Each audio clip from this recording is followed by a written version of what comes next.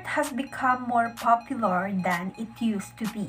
A team sports encompasses any sports in which people or player are divided into opposing teams. First team sports ever invented are most likely Chu. Maintaining good health and physical fitness. We have here the tips on how to maintain physically fit and healthy. The benefits of this is we can develop our social interaction with other persons.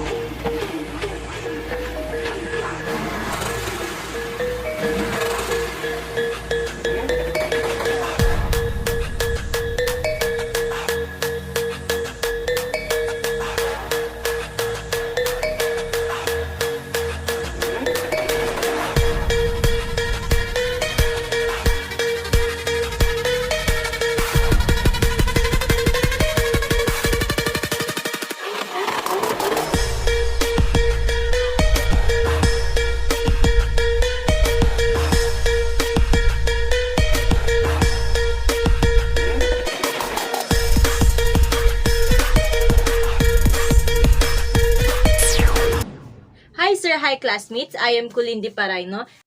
And I'm Stephen Claude Aiderit. Gabriel Versosa de Leon. Edward Ciperico. And I'm Chabilita Rigor Antonio, and together with my team, we're gonna discuss something about team sports. So we included in this video the definition, the history, the popularity, and the team sports in the curriculum. So let's start with the definition of team sports. Definition of team sports.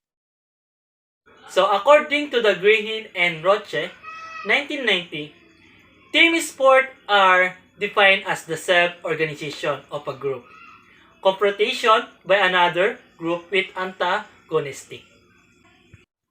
So, a team sports encompasses any sports in which people or player are divided into opposing teams that compete to win. Teams act together for a common purposes. This can be done in variety of ways, such as the winning teams getting outscored, which can be seen in sport such as hockey, basketball, football, volleyball, tennis, water polo, rugby league, and well as many others. History of team sports. In team sports histories, what was the first team sports ever invented? The first team sports ever invented are most likely Chu is the earliest type of football, widely accepted as about 206 to 255 before Common Era, is attributed to the Chinese. Chu literally means football, as Chu can be translated to kicking the ball with feet, and Chu meaning a ball made of leather and stuff. It was similar to soccer. So the second is the Mesoamerican ball game, and its descendants have been played since 1400 BCE or before Common Era. According to the Wikipedia, the Mesoamerican ball game was a sport with a ritual associations, played since at least 1650 before Common Era by the pre-Columbian people of ancient Mesoamerica. In pre-Columbian culture, the Mesoamerican ball game played with a sturdy rubber ball weighing about 10 pounds, and teams of 1 to 4 people makes a frequent appearance. In their middle area, players wore helmets, pads, and thick protective yokes and held the ball play by the bouncing it off their hips. Team sports popularity. So sport has become more popular than it used to be. It has been part of life for us. So a lot of people do various sports in various way and for various reasons. So there are various expectations or explanation why sports have become more popular. So people love sport because they grow from self-esteem. People like sports because it is a place for a passionate plea. People enjoy sports because they need to hide from the problem of the real world. So, people like sport because it offers a feeling of belonging to a larger world. Therefore, people love sports because it's not just give people enjoyment, but it also give essential benefits to our health. And this is why sports are so popular. According to the realbuzz.com, although it is quite difficult to estimate exact participation number for sports around the world, it is possible to give a general idea of some of the most participated sports using unavailable research. Therefore, allow me guys to discuss some popular team sports in the world and its popularity. So the first one is the soccer or football. Football is a game containing two teams of 11 players that seek to navigate the ball in the goal of the other team. So this team which score more goals win. In terms of the number of the player and spectator, football is one of the most popular ball game in the world. So it was estimated that there are 265 million people who played the sports along with more than 5 million referees in the last global census conducted by the sports governing body or the FIFA. So equivalent to per percent of the world's population, imagine 4% among billion of people around the world plays football. That's how football is so popular. Next is the badminton. So according to the Wikipedia, badminton is a racket sports played using racket to hit a shuttlecock across a net. So although it may be played with larger teams, the most common form of the game are singles and double. Badminton is a widely popular indoor sport played by estimated 220 million people around the world on a regular basis. It is especially common in Asia, such as here in the Philippines. Next is volleyball. Volleyball is a team sport in which a net divided two teams of 6 players. Each team attempt to score points by grounding a ball on the court of the other team under standardized rules.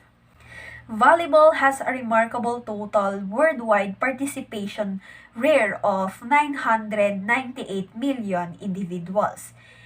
Indoor and outdoor form of the sports are played worldwide with over 220 National Association organization registered with the global governing body of volleyball. So that's how volleyball is so popular. Even here in the Philippines, volleyball is one of the well-known team sports. Next is basketball.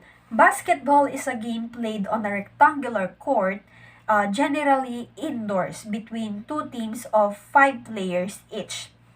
Each team attempt to score by throwing the ball through the target of the opponent, an elevated horizontal hoop and net called basket. It is estimated that a minimum of 450 million people played the sports around the world. Therefore, basketball is well-known popular team sports in the whole world. Next is baseball. So baseball is a game of a bat and ball played by two opposition players. So hitting and throwing in turns. When a player on the fielding side, called the catcher, throws a ball that a player on the batting team attempt to strike with a bat, the game continues. So baseball has traditionally become more popular in America than anywhere else in the world. But in other countries such as Japan, the sport is now becoming increasingly popular. Softball is the women's version of the game. And the World Baseball Softball Confederation or the WBSC reports that in over 140 countries, 65 million people played either baseball or softball. Imagine 65 million people playing baseball is a quite popular. So that's how team sports become popular in the whole world. Actually, these five team sports are just some example of those popular team sports. So there are more sports that quite popular around the world, such as field hockey, rugby, water polo, handball, and cricket. Maintaining good health and physical fitness. We have here the tips on how to maintain physically fit and healthy. First, we need to eat variety, nutrient-rich foods. Eat moderate portions. Drink water, don't skip meals, and avoid too much caffeine. And for physical fitness management naman, we need to become active and relax. Second is the improving self-confidence. In team sports or different type of sports, self-confidence is one of the reasons why athlete won their game. Because self-confidence is the understanding that you trust your own abilities that you can win every game. Third, we have here the developing leadership skills in specific individuals. In team sports, we need to act as a leader anytime. And we have here the ways on how to develop leadership skills. Practice discipline, learn to follow, inspire others, keep learning and resolving conflicts as a team. Fourth, we have here the instilling the benefits of teamwork. When we are playing as a team, we need to know the different benefits on how to work as a team. First, teamwork makes you happier. Second, when you work in team, you grow as an individual. And third, sharing the workload eases burnout. Next is to become more socially interactive. So after a long day in classroom doing academic tasks like report, activities, and quizzes, what is more better than doing sports? So most of the students in PE, we have our own sports, and in our sports, it involves social interaction with our teammates and other opponents. And basically, the benefits of this is we can develop our social interaction with other person. So next is improve levels of discipline. So when we say improve level of discipline, it pertains about how we develop our discipline, and the best way we can improve our discipline is by involving ourselves in sports. So first, if you are involved in sports, you develop discipline in food, training, time, and body. So basically, we can adapt this self-discipline in our daily routine. So the last is better mental health by involving ourselves in sport, doing exercise and proper diet. It can improve our mental health. And most of the students perform better in school when they are doing exercise and proper diet. So that's it for this vlog. Thank you for watching.